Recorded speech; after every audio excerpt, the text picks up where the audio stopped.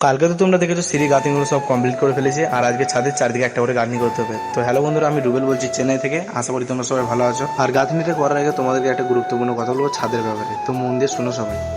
তো আজ 4 দিন ছাদটা ঢালা হয়েছে, এখনো পর্যন্ত ছাদে পানি দেয় না। আমাকে ওই ডেলি আসছি, ডেলি আমাকে একবার এই পাইপে করে দিতে বলছে। আর আমাদের গ্রামে কি হলে কি হতো, চারদিকে সাইড পাটাটা খুলে একটা করে চারদিকে গানি করে গুলাটা মেরে তারপর দিন পানিটা বেঁধে দিত। কিন্তু এখানে এখনো পর্যন্ত পানি বাঁধে না, মানে পানি বাঁধবে এই 2 দিনের জায়গায় এখানে 5 দিন 6 দিন হয়ে গেছে। তাহলে কি করে স্টক হবে বলো? আর সব ছাদগুলো ফাঁদ ধরে গেছে, মানে একটু একটু ক্র্যাক ফাঁদ দিয়ে দিয়েছে, সেই ক্র্যাক ফাঁদগুলো তো মেনলি ভালো করে দেখো।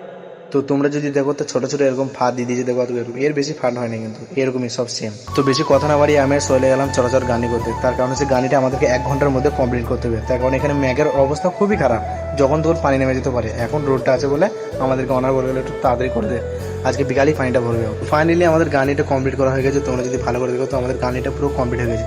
আর এই মাঝে পার্টিশনগুলো করা আছে, তার কারণ অনার বলে গিয়েছে এখানে ওরা পানি বাঁধবে। ওরা কি বুঝে আমরা জানি না। তো যাই হোক, এখন 1টা বাজতে চলো, আমাদের কাজটা কমপ্লিট হয়ে গেছে। আর আজকে আমাদের কাজ নাই, এতটুকুই কাজ।